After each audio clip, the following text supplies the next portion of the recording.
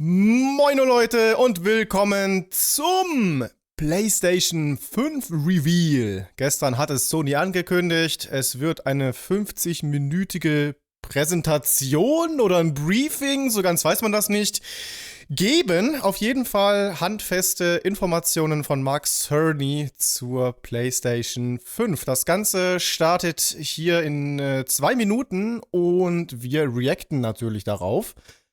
Denn PS5, da werde ich auch am Start sein. Wir haben einige geile PS4-Titel gespielt. Darunter Until Dawn, The Last of Us und viele, viele weitere. Ihr habt sie geliebt, Heavy Rain Remastered, Detroit Become Human. Wir haben in Dreams reingeguckt und so weiter und so fort. Ich freue mich auf die neue Generation auf jeden Fall. Genauso auch auf die Xbox Scarlett. Oder die, wie heißt sie jetzt? Xbox One. Ich komme mit den Namen so durcheinander. Xbox One X ist die aktuelle. Dann Xbox One war die davor. Wie heißt die neue? Series X. Jetzt fällt es mir ein. Das sind so komische Namen. Man kann ja sagen, was man will, ja. Aber PlayStation ist immer einheitlich geblieben mit PS1, 2, 3, 4, 5. Und damit haben sie offensichtlich nichts falsch gemacht. Nintendo mit teilweise seltsamen Namen wie Wii U hat ordentlich reingeschissen. Verstehe schon den Gedanken dahinter. Man will halt, ja, mit dem Namen auch so ein bisschen einfach zeigen, was die Konsole ausmacht. Aber so ganz falsch lag Sony nie mit der Namensgebung. Auch wenn es vielleicht so ein bisschen langweilig ist. Aber ja, PS5, gleich geht's los. Das Logo ist, soweit ich das sehen kann, auch dasselbe, nur halt mit einer 5 jetzt hinten dran. Man macht es sich ein bisschen einfach. Egal, darum geht's nicht. Das Wichtigste wird sein, was hat die Konsole drauf, was kommen für Spiele, wie viel wird sie kosten. Wobei ich jetzt glaube, ich keine Spiele erwarten darf. Ich denke, das wird eine sehr technische Vorstellung hier. Die Xbox Series X hat ja auch schon gut vorgelegt. Ne? Was die für Stats hat, ist schon wirklich ganz geil. Quasi ein Mini-PC. Und die Sache mit den SSDs feiere ich auch brutal. Die Spiele laden kaum mehr. Oder diese eine Präsentation, die jetzt vor ein paar Tagen auf Twitter rumging, wo man gesehen hat, dass man einzelne Spiele innerhalb von Sekunden standbyen kann und dann zum nächsten wechseln kann. Und das bleibt alles im Hintergrund gespeichert. Und du kannst hin und her switchen. Das ist schon richtig, richtig geil. Hat die Switch vielleicht so ein bisschen vorgemacht mit diesem Standby-Modus? Aber Xbox hat's perfektioniert und Alter, ist das laut.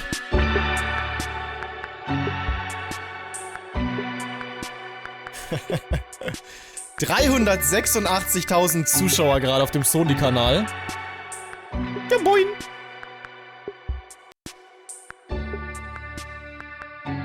Das ist krass. Aber die Welt wartet natürlich auch auf die neue Konsolengeneration von Sony und Microsoft.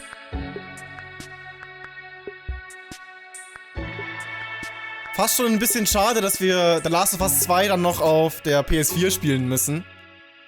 Weil ich glaube, es wird auch innerhalb kürzester Zeit ein PS5 Remaster geben, so wie sie es bei Last of Us 2 auch gemacht haben.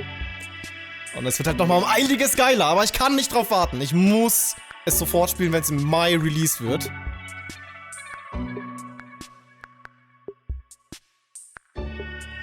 Und ihr müsst mir bitte in die in den Chat posten, ob das mit dem Sound alles so in Ordnung ist.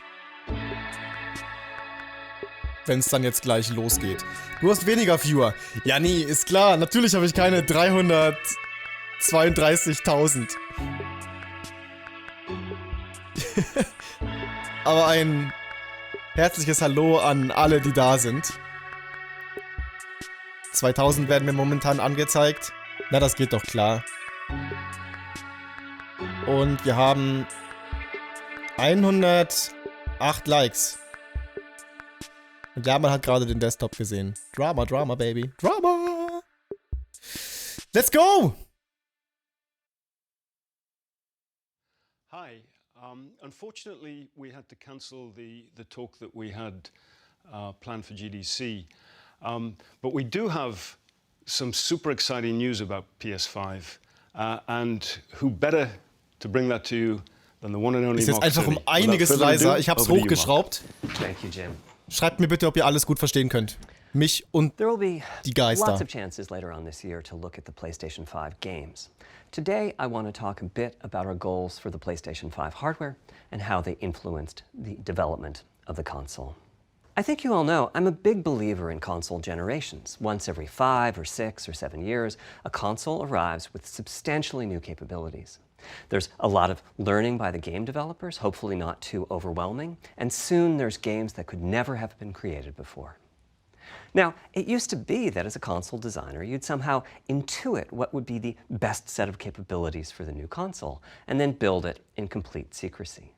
For the PlayStation consoles, that period lasted through PlayStation 3, a powerful and groundbreaking console, but also one that caused quite a lot of heartache, as it was initially difficult to develop games for. Und Money. So, starting with War sehr PlayStation 4, we've überteuert. taken a different approach, roughly centered around Deutsche three Untertitel, weiß ich nicht, ob es das gibt. Also es The ist eine first of Premiere, these könnte is sein. listening Ich to guck the mal. developers, which is to say that a lot of what we put into a console derives directly from the needs and aspirations of the game creators. We definitely do have some ideas Gibt's of our keine. own, but at the core of our philosophy for designing consoles is that game players are here for the fantastic games. Which is to say that game creators matter. Anything we can do to make life easier for the game creators or help them realize their dreams, we will do. So, about once every 2 years, I take a tour of the industry. I go to the various developers and publishers, sit down, and discuss how they're doing with the current consoles and what they'd like to see in future consoles. This requires weeks on the road, as reaching the bulk of the game creators involves talking to well over 100 people at something like 24 publishers and developers. And it is incredibly valuable. By the way, the feature most requested by the developers, that was an SSD. Which we were very happy to put in SSD the hardware, wurde von den but a Entwicklern lot am of meisten problem solving was required. gefordert. I'll be doing a deep dive on the SSD and surrounding systems later on in this. Habe ich gerade auch schon angesprochen. Ist einfach geil. It's also key to Ladezeiten make werden a so heftig generational verkürzt. leap while keeping the console sufficiently familiar to game developers. I think about this in terms of balancing evolution and revolution. Now, with PlayStation 1, 2, and 3, the target was a revolution each time with a brand new feature set. That was great in many ways, but time for the developers to get up and running got longer with each console. In the past, I've called this time to triangle. Here's what I had for those 3 consoles. To be clear, I'm not talking about time to make a game. Developers will be ambitious, and it may take them 6 years or so to realize their vision. What I'm Ja klar, talking wurde immer about is aufwendiger. that dead time before graphics and other aspects of game development are up and running, and trying to minimize that. War klar, dass Sony On Deutschland the das nicht other hand, if übersetzt. we're trying to Das reduce hier that ist dead time der to zero, that means the hardware offizielle architecture Sony-Kanal, can't change at all. We're wo handcuffed. bisher alle We need to Streams judge übertragen wurden. for Der deutsche each Kanal feature macht das, glaube ich, what gar value nicht. it adds and whether it's worth the increase in developer time needed to support it. So with PlayStation 4, we were able to strike a pretty good balance between performance and familiarity. We got required learning back to PlayStation 1 levels. With PS5, the GPU was definitely the area we felt the most tension between adding new features and keeping a familiar programming model. Ultimately, I think we've ended up with something under a month of getting up to speed. That feels like we're striking about the right balance. I'll go into a bit more detail later today about our philosophy with the GPU and the specific feature set that resulted from it. Sind das eigentlich echte It's Zuschauer da also wegen very Corona? important for us Spaß. as the hardware team to find new dreams, by which I mean something other than CPU performance, GPU performance, and the amount of RAM.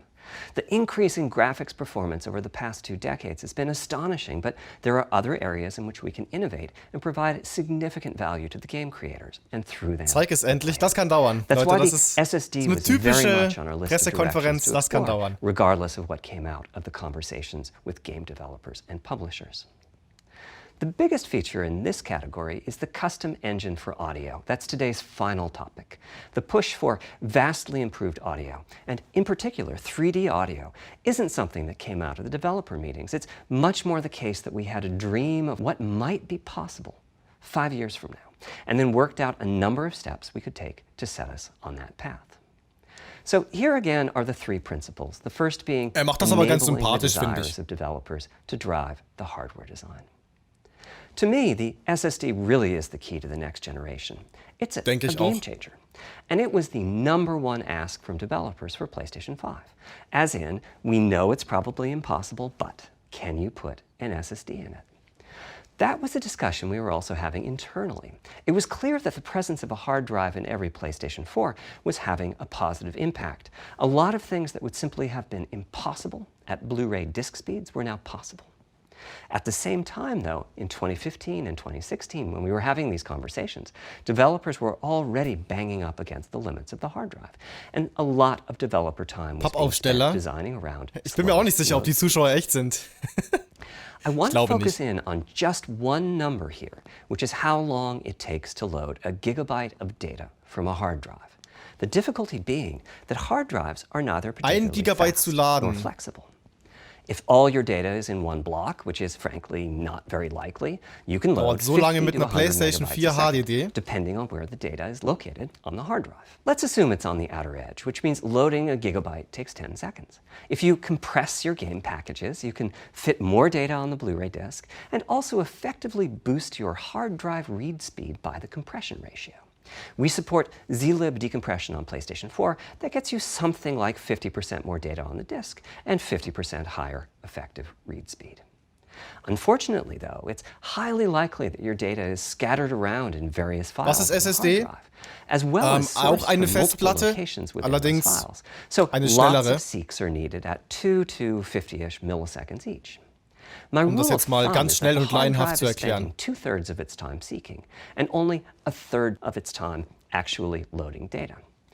Putting all of that Jede Konsole, jeder PC, wobei gut, die Switch jetzt nicht, aber alle modernen Konsolen und jeder PC hat Festplatten logischerweise. HDD sind die ganz normalen, die sind meistens ein bisschen größer, aber halt quasi Datenlager. Ja, da schmeißt alles drauf. Es kann nur sehr langsam geladen werden und SSDs sind einfach kleiner, aber auch größere, dafür aber eben auch exponentiell im Preis gestiegen. Und die sind deutlich schneller. And all of that leads to the dream. What if we could have not just an SSD, but a blindingly fast SSD? Alter, if we could load 5 gigabytes a second from it, what would change? Ach nee, now, Gigabyte, SSDs are completely different from hard drives. They don't have seeks as such. Jetzt geht's schon ums If you have a 5 gigabyte a second SSD, you can read data from 1,000 different locations in that second, pretty much at speed. As for time to load a gigabyte, this is next gen we're talking about, so memory is bigger. Instead, we should be asking how long to load 2 gigabytes. And the answer is about 1/4 of a second. I mean, that's amazing. We're talking 2 orders of magnitude. 1 Gigabyte auf einer normalen PS4-Festplatte 20 Sekunden. Which means at 5 gigabytes a second for the SSD, the potential doppelt so großen Festplatte. In a second. There are no load screens. The game just fades down while loading a half dozen gigabytes and fades back up again. Same for a reload. You're immediately back in the action after you die. And fast travel becomes so fast it's blink and you miss it. As game creators, we go from trying to distract stellt euch the das player vor, from how keine long Ahnung, fast travel is Assassin's taking, Creed oder in einem anderen Open-World-Game, to being so Travelpunkt auswählen, fast that we Laden might dauert even so have to unglaublich slow that lang. Denkt transition beispielsweise an Pretty Assassin's cool, Creed right? Odyssey. But for me, this is not the primary jetzt dauert es nur noch ein paar reason to change from a Sekunden. hard drive to an SSD. The primary reason for an ultra-fast SSD is that it gives the game designer freedom. Or to put that differently, with a hard drive, the 20 seconds that it takes to load a gigabyte can sabotage the game that the developer is trying to create. I think almost all of us in the room Ab eine 1 Terabyte SSD auf meinem Laptop ist das gut. Ja, ist so der Standard. 1 Terabyte sollte man immer haben an einer SSD. Und da schönes Betriebssystem drauf, alle wichtigen Sachen drauf, die schnell geladen werden sollen. Elevator ride or a windy corridor where you can ditch the old assets and then take 30 seconds or so to load the new assets. Having a 30-second elevator ride is a little extreme. More realistically, we'd probably chop the world into a number of smaller pieces and then do some calculations with sight lines and run speeds like we did. In einer HDD ist eine CD drin, eine SSD funktioniert wie ein USB-Stick in Festplattenform, muss man einfach erklärt zu haben. Okay, cool. All those twisty passages are there for a reason. There's a whole subset of level design dedicated to this sort of work. 2 Gigabyte in It's a 0,25 giant Sek. distraction for a team that just wants to make their game. So when I talked about The dream of an SSD, part of the reason for that 5 gigabyte a second target was to eliminate loads, but also part of the reason for that target was streaming. As in, what if the SSD is so fast that as the player is turning around, it's possible to load textures for everything behind the player in that split second? If you figure that it takes half a second to turn, that's 4 gigabytes of compressed data you can load. That sounds about right for next gen. Anyway, back to the hard drive. Hab ich das richtig verstanden? Während man sich im Spiel schon dreht, wird alles einen herum geladen. For example, we might group all the data together for each city block. That removes most of the seeks, and the streaming gets faster. But there's a downside too, which is that frequently used data is included in many chunks and therefore is on the hard drive many, many times. Marvel's Spider-Man uses this strategy, and though it works very well for increasing the streaming speed, there's a massive duplication as a result. Some of the objects like mailboxes or news racks are on the hard drive 400 times. Bin mir jetzt gerade nicht sicher, aber ich glaube 2 SSD, 2 Terabyte SSD auf der Main-Festplatte, wo das Betriebssystem ist, und dann noch 2 mal 3 oder 4 And you end up with hard limits on the player's run speed or driving speed. The player can't go faster than the load speed from the hard drive. And finally, I'm sure many of you have noticed that after a patch download, okay, 1 Terabyte ist nicht Standard. Okay, wusste ich jetzt nicht. Aber ich brauche halt auch immer heftigste Leistung für den Job hier. Deswegen habe ich mich logischerweise auch immer nur im High-Class, High-Price-Segment bewegt. Aber ich dachte, 1 Terabyte wäre jetzt mittlerweile schon Standard. Echt nicht? Even so, you can occasionally see this happening on game titles. They start to hitch once they get patched enough. With an SSD, though, no seeks, so no need to make brand new files with the changes incorporated into them, which means no installs as you know them today. Der Preis, ja, Preis wird sehr interessant. One more benefit, which is that system memory can be used much more efficiently. Mal sehen, was sie aus der PS3 gelernt haben. PlayStation 4, game data on the hard drive feels very distant and difficult schon to krass, use. By the time you realize you need a piece of data, it's much too late to go out and load it. So system memory has to contain all of the data that could be used in the next 30 seconds or so of gameplay. That means a lot of the 8 gigabytes of system memory is idle. It's just waiting there to be potentially used. On PlayStation 5, though, the SSD is very close to being like more RAM. Typically, it's fast enough that when you realize you need a piece of data, you can just load it from the SSD and use it. There's no need to have lots of data parked in system memory waiting to potentially be used. A different way of saying that is that most of RAM is working on the game's behalf. This is one of the reasons that 16 gigabytes of GDDR6 feels right for PlayStation 5. The presence of the SSD reduces the need for a massive intergenerational increase in size. So back to the dream of the SSD. Here's the set of targets. Boot the game in a second. Also RAM wird entlastet, kann für was anderes genutzt werden, ist aber auch klar. Design freedom, meaning no twisted passages or long corridors. Doch, 1 Terabyte ist Standard. More game on the SSD. Wie auch immer. And finally, ich empfehle euch auf jeden Fall, wenn ihr eine kauft, dann nicht unter 1 Terabyte. The reality, though, is that the SSD is just one piece of the puzzle. There's a lot of places where botlocks can occur in between the SSD and the game code that uses the data. Und Black für einen You can see this on PlayStation 4. If I use an SSD with 10 times the speed of a standard hard drive, I probably see only double the loading speed, if that. For PlayStation 5, our goal was not just that the SSD itself be 100 times faster. It was that game loads and streaming would be 100 times faster. So every single potential bottleneck needed to be addressed. And there are a lot of them. Let's look at check-in and what happens when its overhead gets 100 times larger. Conceptually, check-in is a pretty simple process. Data is loaded into system memory from the hard drive or SSD. It's examined, a few values are tweaked to check it in, and then it's moved to its final location. At the SSD speeds we're talking about, that last part, moving the data, meaning copying it from one location to another, takes roughly an entire next-gen CPU core. And that's just the tip of the iceberg. If all the overheads get 100 times larger, that will cripple the frame rate as soon as the player moves, and that massive stream of data starts coming off the SSD. So to solve all of that, we built a lot of custom hardware, namely a custom flash controller and a number of custom units. So gut wie aussterben, ja? The flash controller in the SSD was designed for smooth and bottleneck-free operation. Und ich finde, das ist dann schon ein Riesenschritt. Also da kann man dann schon von Next Gen reden. When reading from the SSD. Priority is very important. You can imagine the player heading into some new location in the world and the game requesting a few gigabytes of textures. And while those textures are being loaded, an enemy is shot and has to speak a few dying words. Having multiple priority levels lets the audio for those dying words get loaded immediately. On one side, that flash controller connects to the actual flash dies that supply the storage.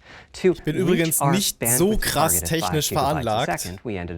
Ich versuche das, was ich verstehe, an euch weiterzugeben. Wenn was falsch sein sollte oder ihr was ergänzen wollt, dann gerne in den Chat posten und später natürlich noch in die Kommentare. With the 12-channel interface, the most natural size that emerges for an SSD is 825 gigabytes. The key question for us was, das war Grafikram. It's tempting to add more, but Flash certainly doesn't come cheap, and we have a responsibility to our gaming audience to be cost-effective with regards to what we put in the console. Echt? Ultimately, we resolved this question by looking at the play patterns of a broad range of gamers. We examined the specific games that they were playing over the course of a weekend or a week or a month, and whether that set of games would fit properly on the SSD. We were able to establish that the friction caused by reinstalls or Sonys Geräte sind meistens überteuert. And so we locked in on that 825 also das, auch wenn ich Nintendo liebe, trifft eher auf Nintendo zu. So that those who want more storage can add it. I'll go through the details in a moment. Back to the flash controller. On the other side, it connects to our main custom chip via 4 lanes of Gen 4 Die SSD hat 825 GB oder was? Inside the main custom chip is a pretty hefty unit dedicated to I/O. Before we talk about what that does, let's talk compression for a moment. PlayStation 4 used zlib as its compression format.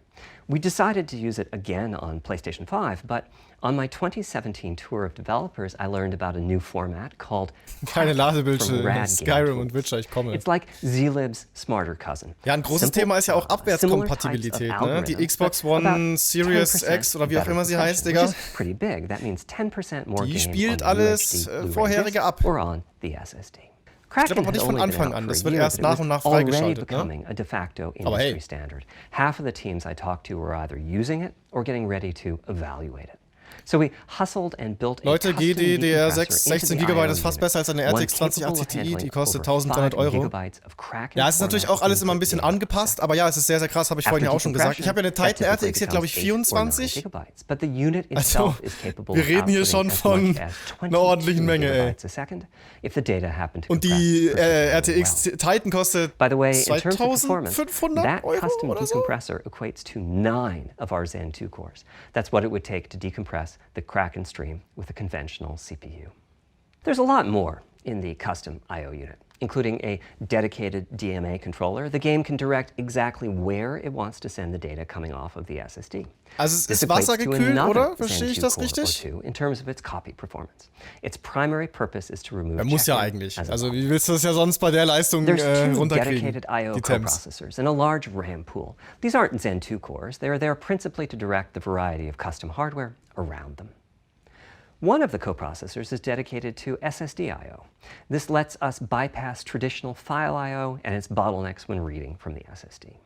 The other is responsible for memory mapping, which I know doesn't sound like anything related to the SSD, but a lot of developers map and remap memory as part of file I/O, and this too can become a bottleneck. Das ist jetzt der hart-technische Teil, den ich vorhin gemeint habe. Da bin ich jetzt raus. Coherency comes up a lot in places. Probably the biggest coherency issue is stale data in the GPU caches. Flushing all of the GPU caches whenever the SSD is read is an unattractive option. It could really hurt the GPU performance. So we've implemented a gentler way of doing things, where the coherency engines inform the GPU of the overwritten address ranges, and custom scrubbers in several dozen GPU caches do pinpoint evictions of just those address ranges. The best thing is, as a game developer, when you read from the SSD, you don't need to know any of this. You don't even need to know that your data is compressed. You just indicate what data you'd like to read from your original uncompressed file and where you'd like to put it. Warum ist ein PC dann so vieles teurer? Das kann ich dir auch nicht beantworten. Back to the dream. Thanks to all Aber wie that gesagt, diese surrounding hardware, ganzen our 5.5 gigabytes a second really should Leistungskomponenten, die translate sind into auch alle something immer like natürlich 100 angepasst. times faster I/O than PS4, Also ein and allow the PC ist dream und bleibt of stärker, no load screens and logischerweise. super-fast streaming to become a Aber ja, reality. ist auch teurer. Having Ich schätze said einfach, that, weil expandability of our SSD is going to be quite Sony, important. Microsoft, Nintendo Flash machen is natürlich costly, Deals and you mit den may very well Herstellern und want to add storage to whatever we put Mengenrabatt in the und das console. alles. Now, Aber hey, wir haben ja the den Preis noch kind gar of nicht erfahren. storage Vielleicht sagt er you gleich need depends on how you're 999 going to Euro. use it. If you have an extensive PlayStation 4 library and you'd like to take advantage of backwards compatibility to play those games on PlayStation 5, then a large external hard drive is ideal. You can leave your games on the hard drive and play them Er hat von directly from there, Backwards thus Compatibility saving the gesprochen. pricier SSD storage for your PlayStation 5 titles. Also or you confirmed? can copy your active PlayStation 4 titles to the SSD. If your purpose in adding more storage is to play PlayStation 5 titles, though, ideally you would add to your SSD storage. We will be supporting certain M2 SSDs. These are internal drives that you can get on the open market and install in a bay in the PlayStation 5. As for which ones we support and when, I'll get to that in a moment. They connect through the custom I/O unit just like our SSD does, so they can take full advantage of the decompression, I/O coprocessors, and all the other features I was talking about. Here's the catch, though. That commercial drive has to be at least as Wasserkühlung, fast as glaube ich, ours. weniger, muss Games ja dann that mehr als rely on wartungsfrei the sein. speed Ja, of halt our so SSD eine need to work AIO, flawlessly ne? with Würde any halt M2 drive. schon gehen, denke ich. When I gave the Wired interview last year, I said that the PlayStation 5 Ist auch das SSD is sicherste. faster than anything available on PC. At the time, commercial M2 drives used PCIe 3.0, Ich frage and mich halt, 4 wie sie es lanes of kühlen that wollen. cap out at 3.5 gigabytes a second. In other words, no PCIe 3.0 drive can hit the required spec. M2 drives with PCIe 4.0 are now out in the market. We're getting samples and seeing 4 or 5 gigabytes a second from them. By year's end, I expect there will be drives that saturate 4.0 and support 7 gigabytes a second. Having said that, we are comparing apples and oranges, though, because that commercial M2 drive will have its own architecture, its own flash controller, and so on.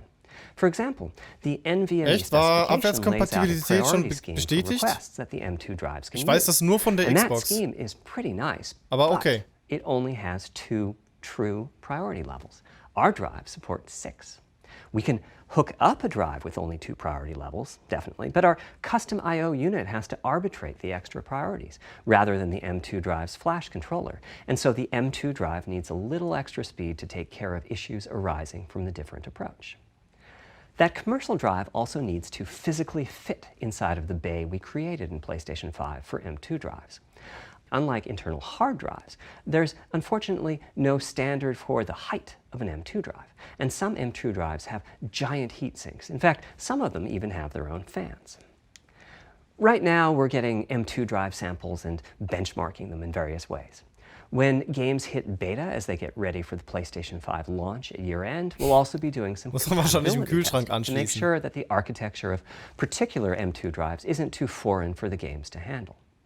Once we've done that compatibility testing, we should be able Ja to gut, start letting you know wenn die Konsole which drives tatsächlich will so ein physically Riesen-Oschi fit wird wie and die which drive Series samples X, have benchmarked appropriately high. dann haben sie in our vielleicht so testing. einen It would be great if that happened by launch, but it's Ventilator likely da to noch be a bit eingebaut. past it. So Dann please könnte es hold ohne off on Wasserkühlung getting gehen. that M2 drive Aber until es stimmt you schon, hear ist from me. natürlich anfällig. Okay, back to our principles. Balancing spreche aus Erfahrung, evolution ihr wisst and das. revolution is the second of them. This was definitely a recurring theme with the GPU. We need new GPU features and capabilities. If we only have more performance, it's not really a new generation of console. Of course, many of these capabilities result in more performance. That's part of why a PlayStation 5 teraflop is more powerful than a PlayStation 4 teraflop. But we aren't just looking for the performance. We also need the ability to do something with the GPU that could not have been done before.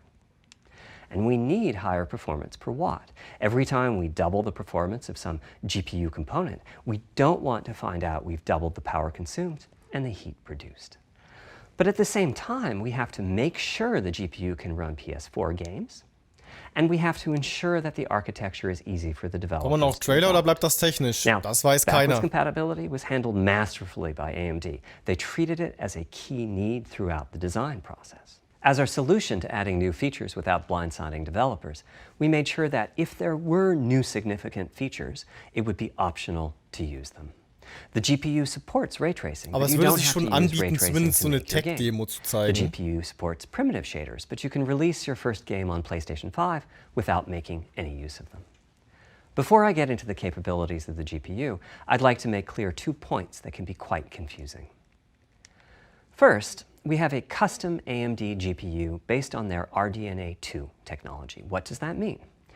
AMD is continuously improving and revising their AMD tech. GPU, For okay. RDNA 2, their goals were, roughly speaking, to reduce power consumption by re-architecting the GPU to put data close to where it's needed, to optimize the GPU for performance, and to add a new, more advanced feature set. But that feature set is malleable, which is to say that we have our own needs for PlayStation, and that can factor into what the AMD roadmap becomes. So collaboration is born. If we bring concepts to AMD that are felt to be widely useful, then they can be adopted into RDNA 2 and used broadly, including in PC GPUs. If the ideas are sufficiently specific to what we're trying to accomplish, like the GPU cache scrubbers I was talking about, then they end up being just for us. If you see a similar discrete GPU available as a Abwärtskompatibilität, PC ja, ist card anscheinend at schon roughly vorher the same bestätigt time as we gewesen. Ich release habe es our auch nicht console, gewusst. that means our collaboration with AMD succeeded. Nur PS4 In producing abwärtskompatibel. technology useful in both worlds. It doesn't mean that we as Sony simply incorporated the PC part Scheinbar, into our aber console. This continuous improvement in AMD technology means it's dangerous to rely on teraflops as an absolute indicator of performance, and CU count should be avoided as well.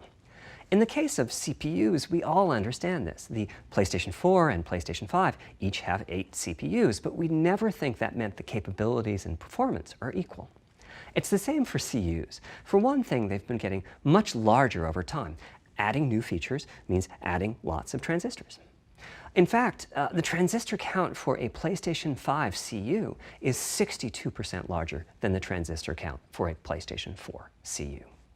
Second, the PlayStation 5 GPU is backwards compatible with PlayStation 4. What does that mean?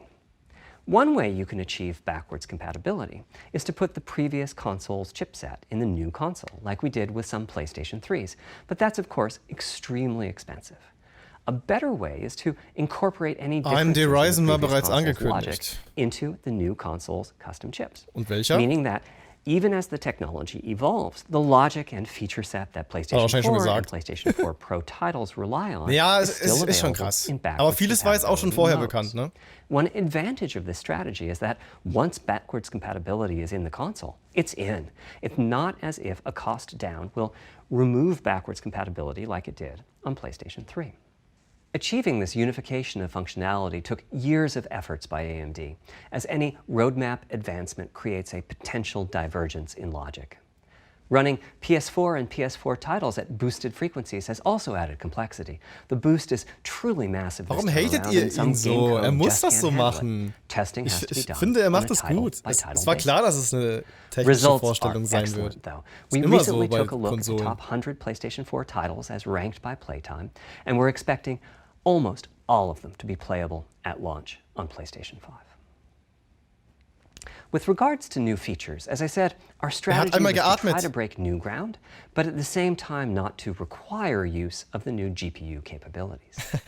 For more than a decade, GPUs have imposed a restriction on game engines. Software handles vertex processing, but for the most part, dedicated hardware is responsible for the triangles and other geometry that the vertices form.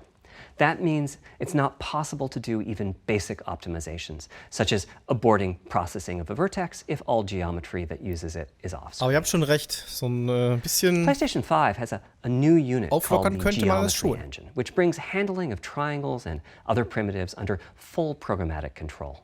As a game developer, you're free to ignore its existence and use the PlayStation 5 GPU as if it were no more capable than the PS4 GPU, or you can use this new intelligence in various ways. Simple usage could be performance optimization, such as removing backfaced or off-screen vertices and triangles. More complex usage involves something called primitive shaders, which allow the game to synthesize geometry on the fly as it's being rendered. It's a brand new capability. Using primitive shaders on PlayStation 5 will allow for a broad variety of techniques, including smoothly varying level of detail, addition of procedural detail to close-up objects, and improvements to particle effects and other visual special effects.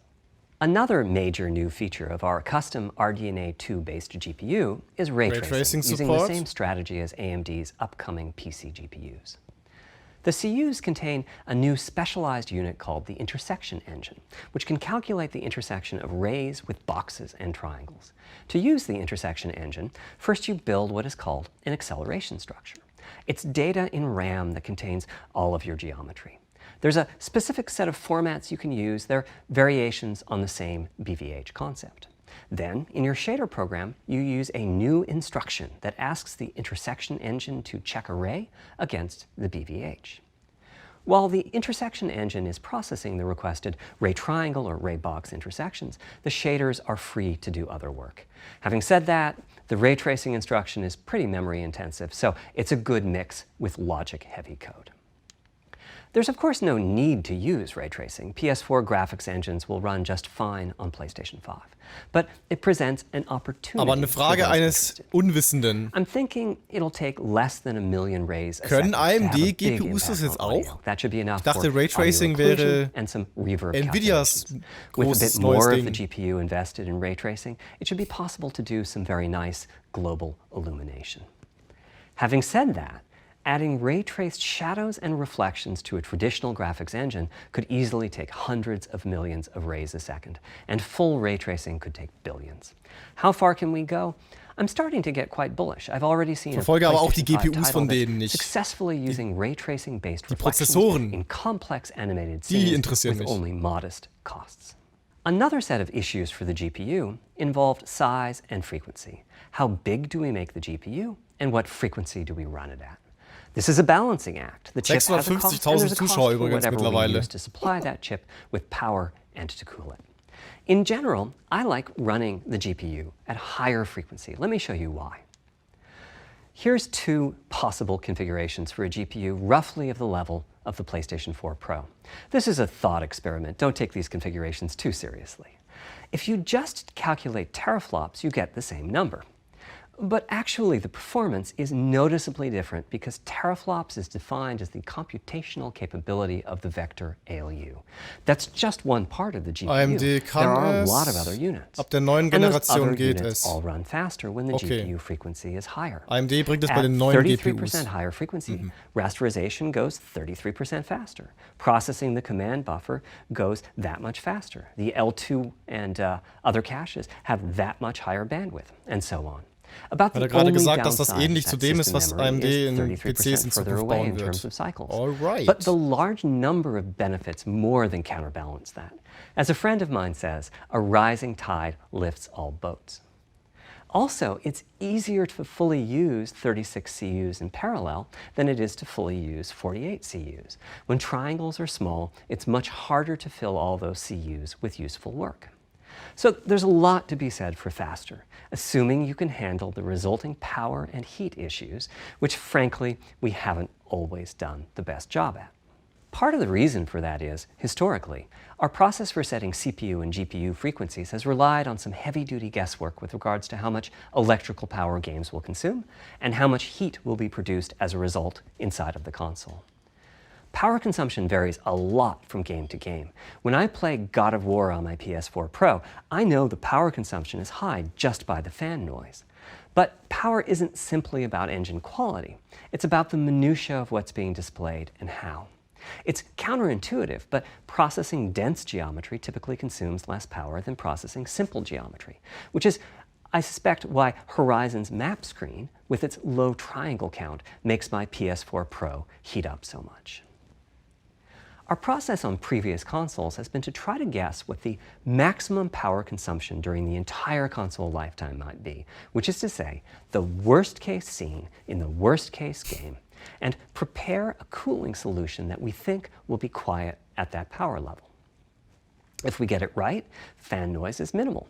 If we get it wrong, the console will be quite loud for the higher power games, and there's even a chance that it might overheat and shut down if we misestimate power too Das badly. war wirklich ein Problem. PlayStation 5 is Lautstärke especially und Hitze challenging because the bei der CPU supports PS4. 256-bit native instructions that consume a lot of power. These are great here and there, but presumably only minimally used. Or are they? If we plan for major 256-bit instruction usage, we need to set the CPU clock substantially lower or noticeably increase the size of the power supply and fan. So, after much discussion, we decided to go with a very different direction on PlayStation 5. We built a GPU with 36 CUs. Mind you, RDNA 2 CUs are large. Each has 62% more transistors than the CUs we were using on PlayStation 4. So if we compare transistor counts, 36 RDNA 2 CUs equates to roughly 58 PlayStation 4 CUs. It is a fairly sizable GPU. Then we went with a variable frequency strategy for PlayStation 5, which is to say we continuously run the GPU and CPU in boost mode. We supply a generous amount of electrical Konsole power und Spiele sollen and nicht then gezeigt increase the werden? frequency of GPU and CPU until they reach the capabilities of the system's cooling solution. Ich hoffe, das ist Fake It's News. a completely different paradigm. Rather than running at constant frequency and letting power vary based on the workload, we run at essentially constant power and let the frequency vary based on the workload. We then tackled the engineering Nur teilweise challenge of Manga a der Panda. cost-effective and high-performance cooling solution designed for that specific power level. In some ways, it becomes a Weil das simpler geht ja schon problem because wirklich there are no more krass ins unknowns. There's Technische. no So need tief to bin ich da guess nicht drin. what power consumption Victor the Martin, vielen worst-case Dank für game deine might Mitgliedschaft. have. As for the details of the cooling solution, Oh komm, we're aber die müssen saving die them for Konsole our zeigen, teardown. das gibt's ja I jetzt think you'll nicht. be quite happy with what the engineering team came up with. So, how fast can we run the GPU and CPU with this strategy? The simplest approach would be to look at the actual temperature of the silicon die and throttle the frequency on that basis. But that won't work. It fails to create a consistent PlayStation 5 experience. It wouldn't do to run a console slower simply because it was in a hot room. So rather than look at the actual temperature of the silicon die, we look at the activities that the GPU and CPU are performing and set the frequencies on that basis, which makes everything deterministic and repeatable. While we're at it, we also use AMD's Smart Shift technology and send any unused power from the CPU to the GPU so it can squeeze out a few more pixels. Oh, The cool. benefits of this strategy are quite large. Running a GPU at 2 gigahertz was looking like an unreachable target with the old fixed frequency strategy. With this new paradigm, we're able to run way over that. In fact, we have to cap the GPU frequency at 2.23 gigahertz so that we can guarantee that the on-chip logic operates properly. 36 CUs at 2.23 gigahertz is 10.3 teraflops, and we expect the GPU to spend most of its time at or close to that frequency and performance. Ja, Similarly, running the CPU at 3 gigahertz was causing headaches with the old strategy. But now we can run it as high as 3.5 gigahertz. In fact, it spends most of its time at that frequency. That doesn't mean all games will be running at 2.23 gigahertz and 3.5 gigahertz. When that worst-case game arrives, it will run at a lower clock speed, but not too much lower. To reduce power by 10%, it only takes a couple of percent reduction in frequency, so I'd expect any downclocking to be pretty minor. All things considered, the change to a variable frequency approach will show significant gains for PlayStation gamers. The final of our 3 principles was about Wie viel finding Teraflops hatte new nochmal die dreams. Xbox It's Series X? important for us on the hardware team to find new ways to expand or deepen gaming, and that's what led us to a focus on 3D audio. As players, we experience the game through the visuals, through audio, and through the feedback we receive from the controller, such as rumble or haptics. Personally, I feel a game is just dead without audio. Visuals are, of course, important, but the impact of audio is huge as well. At the same time, the audio team on a game project has to do a lot with a little. For example, on PlayStation 4, there's fierce competition for the Jaguar CPU cores. Audio typically ends up getting just a fraction of a core. That's not much of a computational resource, particularly Also ich when you habe 12 im consider Kopf. that Das the würde ja visuals bedeuten, dass die run schon at noch mal um 30 or einiges 60 bisschen, frames a also second, but audio processing schon noch mal needs to besser happen ist. at almost Aber ich weiß gerade nicht, ob das 200 stimmt. times a second. So, it's been tough going making forward progress on audio with PlayStation 4, particularly when PlayStation 3 was such a 12, ja? beast when it came to audio. Oha. The SPUs in Cell were almost a perfect device for Oha. audio rendering. Okay. Simple pipelined algorithms could really take advantage of asynchronous Aber gut, DMA im Endeffekt and kommt es auf die frequently Spiele reach an 100% und utilization of the floating auch wenn ich point sie alle unit. mag, ja, There's Nintendo, unfortunately Sony, nothing comparable Microsoft. on PlayStation 4. Sony hat schon die Probably the besseren most dramatic Exclusives progress und vor in the allem PlayStation mehr. 4 generation has been Aber with virtual reality. The Microsoft PSVR kommt wieder in die hardware Gänge. has its own audio unit. It supports about Hat 50 alles Vor- und pretty decent Nachteile. 3D sound sources. Am besten And alle this provided a kaufen hint und as die to where besten we Spiele could go spielen, with sage ich audio, immer wieder. as well Kein as some scheiß valuable Konsolenkrieg, experiments. ich hole nur Nintendo, ich hole nur Not to Sony, ich oversimplify, hasse die anderen. but here were our goals Nee. for audio on PlayStation 5. The first goal Aber finde ich was jetzt great schon audio for everyone. heftig. Ich dachte Not so, just die VR wären users or soundbar gleich owners auf or headphone users. 10,3 That meant zu audio has to be 12. part of the Das console. ist aber It schon couldn't be a peripheral. Unterschied, finde ich. The second goal was to support hundreds of sound sources. We didn't want developers to have to pick and choose Mal sehen, wo die what sounds would get PlayStation 3D das effects rausholen and wird. which Ich wouldn't. schätze die We wanted Spiele, every aber sound bestimmt in the noch game to have ein dimensionality. paar andere Features. And finally, we wanted to really take on the challenges of presence and locality. Now, Find's aber when krass, we dass say Xbox, presence, we mean finde ich, the feeling that you're die actually Informationen there. bisher You've entered the schneller matrix. und It's cooler not, of course, rübergebracht something we hat. Mit thought diesen we could perfectly kleinen achieve. Videoclips The und so. idea Guckt euch was das that mal if we auf stopped Twitter zum using Beispiel just an. rain sound and instead used lots of 3D audio sources for raindrops hitting the ground at all sorts of locations around you, then at some point your brain would take a leap and you'd begin to have this feeling. This feeling of real presence Nee, das habe ich nicht inside the gesagt, virtual dass world Sony's of the Exclusive game. besser sind als This Nintendos. has the Nein, nein, nein. capacity to affect your Das appreciation war jetzt of the einfach game, nur die just like Gegenüberstellung. music in a game. Microsoft und Sony. The concept of Und da hat locality is für mich simpler. It's just your sense Sony of mehr where the zu audio bieten. is coming from. To the right of you, behind you, above Aber you. Microsoft ist auch This mit can der Xbox One so ein immerse you bisschen further in the abgestürzt. game, Kommen jetzt and aber it can zurück also nach und directly nach. enhance the gameplay. To use Dead Space as an example, Ich meine, guckt ja I nur know, auf meinen old Kanal. school. Wie viele You're fighting enemies in fairly Exclusives haben wir dark, gespielt? spooky locations. Back in the day, Und wie if you viele played the game PlayStation using the Exclusives haben wir TV gespielt? speakers, you could tell that there was one last enemy growling and hunting you down, but it was difficult Aber hey, to ich tell freue mich auf quite where alles, that was enemy cool was. ist, was neu ist, With egal headphones, you von could tell wem. that the enemy was somewhere on the right, which let you deduce, if you couldn't see it, that it must be somewhere behind and to your right.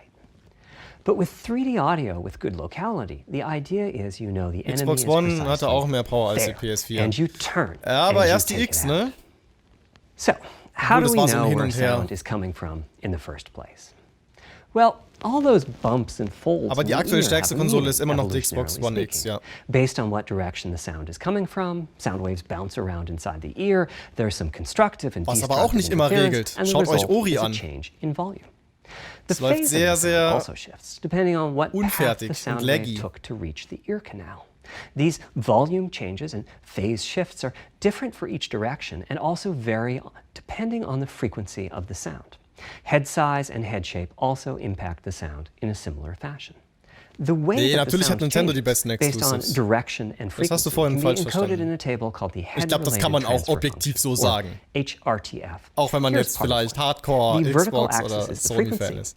The Aber horizontal again, axis is the ich freue mich auf direction, alles front, back, left, right, von and the jedem, color gives the was cool degree ist. of attenuation of the sound at that frequency. The HRTF is as unique to an individual as a fingerprint is. In fact, you're looking at mine right now. Wie Here's how viele we Nintendo measure Exclusives an haben wir HRTF. gespielt? We've taken hundreds of people through the 200 oder so? Keine We Ahnung. put a microphone in the subject's left and right ear canals, and then sit the subject down in the middle of an array of 22 speakers. We then play an audio sweep from each speaker as we rotate the subject. In the course of 10 or 20 minutes, we're able to sample the HRTF at over 1,000 locations. Using an HRTF when rendering Stats audio sind nie creates alles. Ja, ja, unparalleled auf jeden quality, Fall. but it's computationally expensive. The simplest way to use an HRTF is to process a sound source to make it appear Ich as habe if it's meine coming from one of Xbox those One X halt für 1,000 die locations we sampled. Multi-Plattform-Titel genutzt. Unfortunately, the processing has to be done Schön in in frequency 4K domain HDR, rather than time domain. So relativ there's smooth. multiple fast Fourier transforms needed for every sound source, for every audio tick. That's a lot of multiple. War nice. This computational complexity was the determining factor for our strategy. It meant we had to bite the bullet and design and build a custom hardware unit for 3D audio. Virtual Boy, die we're beste referring to the Konsole, hardware Mike. unit and the proprietary nach algorithms Hause. we run on it as Tempest 3D audio tech.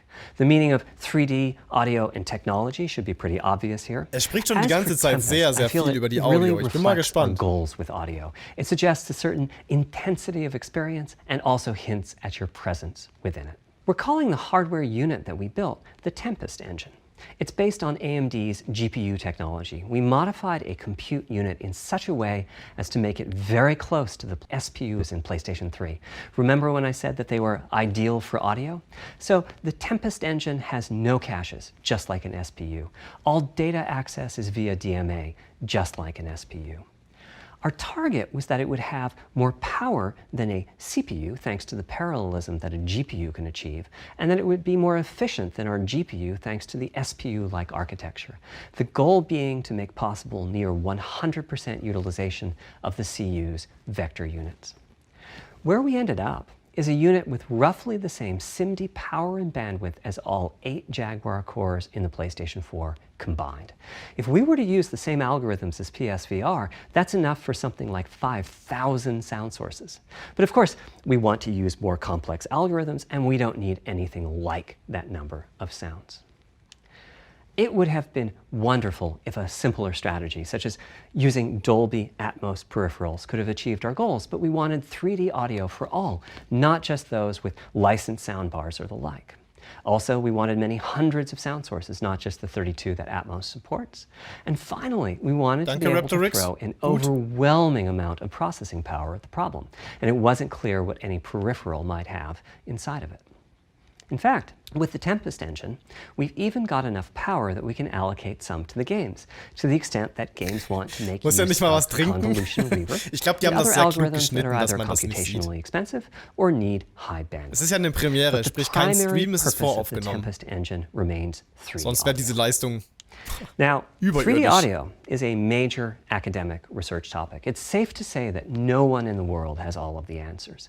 And the set of algorithms that has to be invented, tuned, or implemented to realize our vision for 3D audio is immense. For example, use of HRTFs in games is quite complex. Before, I talked about making a sound source appear as if it's coming from one of those 1,000 HRTF sample locations. But for high-quality 3D game audio, we have to handle other possibilities. The sound source might not be at one of the 1,000 HRTF sample locations, so we have to blend the HRTF data from the closest locations that we have sampled. The sound source might be moving, which needs also als very Fazit special können wir sagen, handling die as that blend PS5 hat keeps changing, Audio, and that Leute. can cause phase artifacts in the resulting audio. Or the sound source might have a size to it, meaning it should feel as if it's coming from an area rather than a single point. There's also whole categories of approaches to be handled. 3D audio can be implemented using individual processing of 3D sound sources. But alternatively, ambisonics can be used for 3D audio. Ambisonics being somewhat like the spherical harmonics used in computer graphics. And finally, there's audio devices. The player might be using headphones or TV speakers or have a higher-end surround sound setup with 6 or more speakers, all of which need different approaches. That's a lot of variations. It's nice to have the computational resources of the Tempest engine, but it's clear that achieving our ultimate goals with 3D audio is going to be a multi-year, step-by-step process. Hat nicht mal ein Wasser dastehen, ne? Having said that, headphone audio implementation is largely complete at this time. It was a natural place for us to start. With headphones, we control exactly what each ear hears, and therefore the algorithmic development and implementation are more straightforward. For TV speakers and stereo speakers, we're in the process of implementing virtual surround sound. The idea being that if you're sitting in a sweet spot in front of the TV, then the sound can be made to feel as if it's coming from any direction, even behind you. Virtual surround sound has a lot in common with 3D audio on headphones, but it's more complex because the left ear can hear the right speaker and vice versa.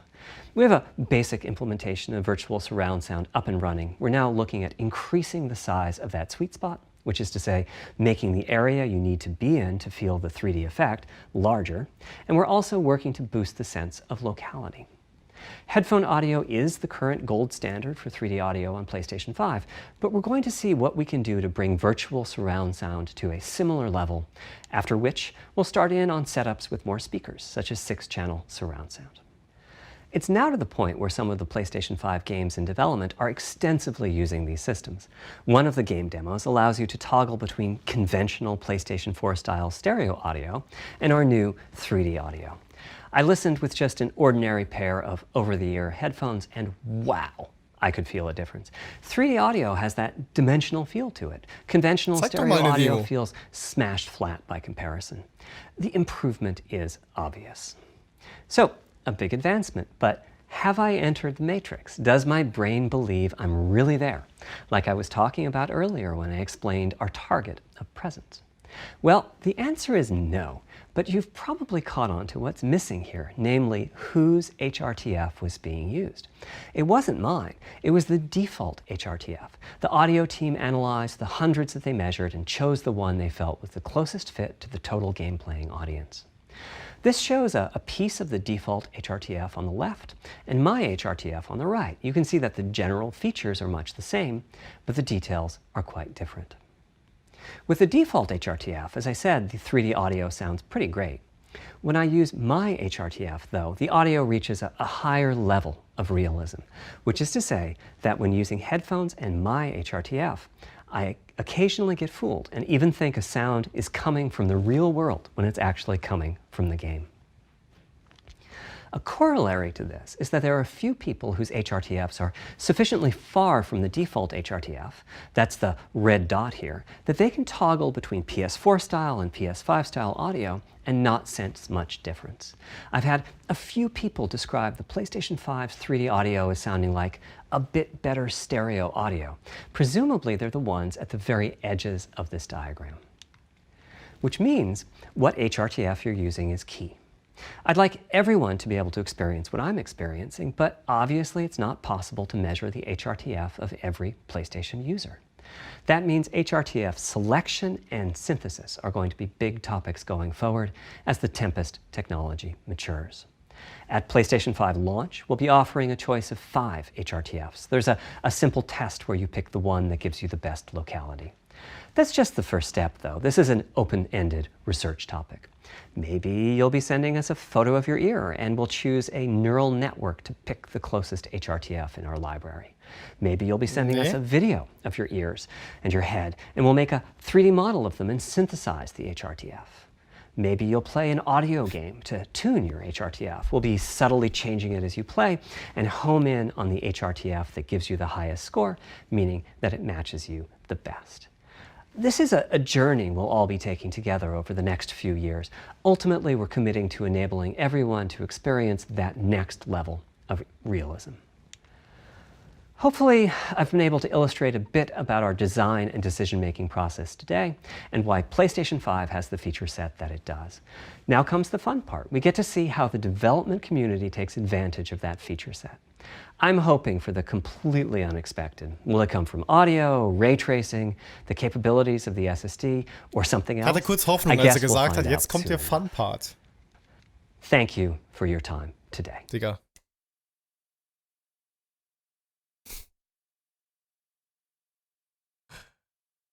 Oh no. Really? Okay, ja, moin. Gut, also die Präsentation war ja, so wie es aussieht und wie er auch am Anfang andeutete, der Ersatz für die ausgefallene GDC, die Games Developer Conference. Demnach richtet sich diese Präsentation auch vorwiegend an Entwickler und ja, technisch Versierte. Was okay ist, aber dann muss ich sagen, finde ich den Titel The Road to PS5 so ein bisschen irreführend, weil das halt deutlich Hype generieren soll. Und na klar wollen sie, dass möglichst viele die Präsentation jetzt sehen, wenn sie sich schon die Arbeit machen. Aber dann hätte man vielleicht auch so ehrlich sein können und in den Titel irgendwie technische Präsentationen oder sowas integrieren können. Oder aber die Präsentation, wenn sie jetzt schon in einem Video stattfindet, statt auf einem Meeting, auf einer Messe, durch Parts ergänzen sollen, die sich eben auch an Leute richten, die jetzt, wie die meisten von uns, keine Entwickler sind und auch nicht so technisch versiert sind, hätte jetzt Sony, glaube ich, keinen Zacken aus der Krone gebrochen, den Controller zu zeigen und vielleicht auch auf die Features einzugehen. Hätte ja auch sehr gut in diesen technischen Part gepasst. Verstehe ich nicht, warum es nicht dabei ist. Die Konsole zu zeigen und eine Tech-Demo zu zeigen. Ich rede nicht von Spielen. Das können sie sich ja gerne bis, weiß ich nicht, kurz vor Release aufheben. Aber einfach eine Tech-Demo, damit du siehst, okay, dazu ist die Konsole in der Lage. Irgendwas davon hätte ich mir schon noch gewünscht. Aber ja, gut, dann nicht. Schade, ey. Jetzt weiß ich auch gar nicht, ob ich den Stream überhaupt online lassen soll. Weil es lohnt sich fast nicht.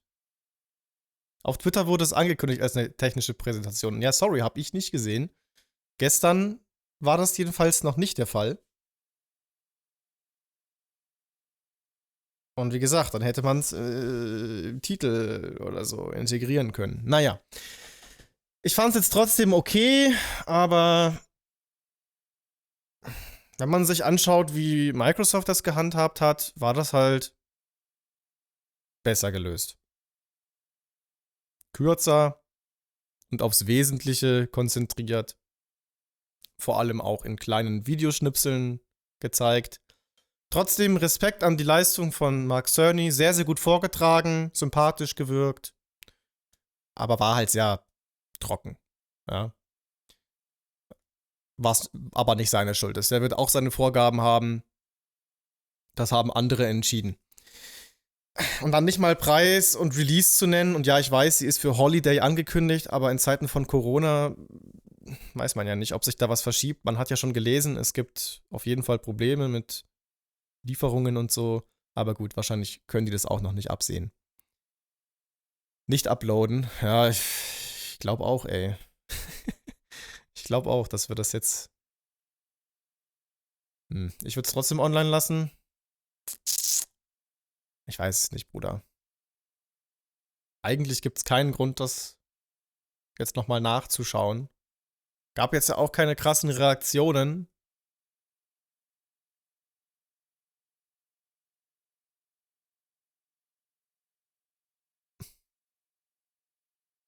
Selbst wenn, war nur eine Audiopräsentation und keine technische Präsentation. Ja, gut, eigentlich nicht. Er hat es ja schon gut gemacht mit den Grafiken und alles, aber das interessiert halt 2% der 600.000, die hier zugeschaut haben. Also man hätte es durchaus auflockern können, finde ich. Und irgendwie hat Sony generell Probleme mit Präsentationen, habe ich so den Eindruck. Wenn man sich die State of Plays anschaut, ist auch sehr häufig nicht so das Gelbe vom Ei. Also da muss man sich auf jeden Fall noch ein bisschen weiterentwickeln.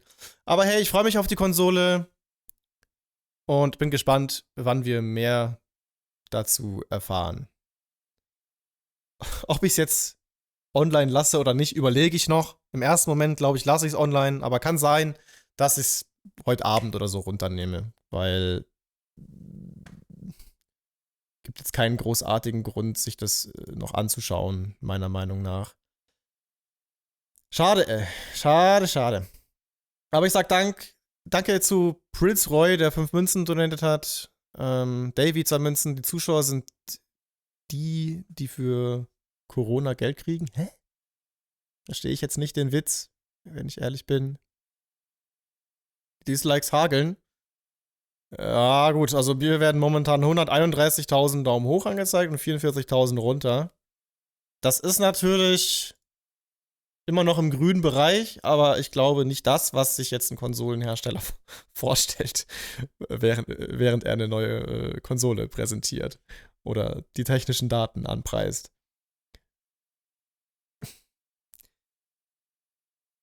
Ist eigentlich seltsam. In gewissen Bereichen muss sich Sony echt noch weiterentwickeln. In anderen sind sie dafür sehr weit. Das gleiche gilt aber für Nintendo. Also am besten macht's echt Microsoft, muss man wirklich sagen, finde ich. Aber da hat jeder seine persönliche Meinung. So wie er redet, wird die Konsole unbezahlbar, meinte Sammy Tuga. Ja, ist halt jetzt die Frage, ne? Wir wissen es nicht. Wir wissen gar nichts. Ich bleib aber mal bei meinem 500-Euro-Tag. Aber ich weiß es nicht. Ich weiß es echt nicht. Wünsche dir auch für die Zukunft alles Gute. Danke, Dom. Ich dir natürlich auch. Victor Martin, weiß nicht, ob ich dich schon vorgelesen habe. Danke für die Mitgliedschaft.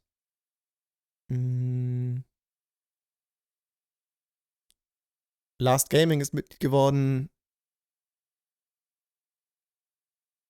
Master HD hat 5 Münzen drin. Ich schaue dich schon seit 7 Jahren und habe dich durch YouTube entdeckt. Nach dieser Zeit muss ich was spenden. Es ist zwar nicht viel, aber trotzdem. Geht völlig klar. Ich danke dir für alles, Bruder. Und bei Yannick meint, das sind definitiv Pappfiguren. Ja, ich glaube auch, dass wir jetzt mit Sicherheit sagen können, dass das keine echten Zuschauer waren. Aber war ja auch klar. Es war eine solide Präsentation, aber nicht für die breite Öffentlichkeit geeignet. Ich glaube, so können wir es abschließend sagen. Und nochmal Respekt für die Leistung. Es ist bestimmt zwischendurch geschnitten worden, dass man das nicht merkt. Weil der muss ja eigentlich 5 Kästen Wasser getrunken haben. Aber auch krass, er hat kein einziges Mal irgendwie gestottert oder so. Der Typ kann reden. Eigentlich müsste das Ding mindestens 700 Euro kosten. Ja, aber das kriegen die nicht verkauft für den Preis. Das ist ja das Ding. Vielleicht machen sie es wie Nintendo bei der Wii U und verkaufen sie mit Verlust. Wobei ich mir das eigentlich bei Sony auch nicht vorstellen kann. Können sie sich auch gar nicht leisten. Ja, wir werden sehen. Wir werden sehen. Sorry, dass jetzt hier nichts Krasseres präsentiert wurde, aber kann ich auch nichts für. Naja. Dann sehen wir uns bei der nächsten Präsentation oder beim nächsten Video wieder. Macht's gut und tschüss.